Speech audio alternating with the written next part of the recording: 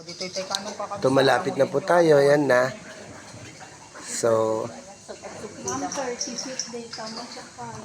wow. So, ayan na. Palabas na tayo guys. Ng underground river. Wow. Gusto po At ninyo last. mag-abot ng traveling sa boat captive po ninyo is highly appreciated. So malaking tulong na po yan para sa amin. So muli po, maraming salamat po sa pagbisita po ninyo sa Puerto Princesa Underground River, Palawan. So sana'y nasiyan po kayo and your dreams come true.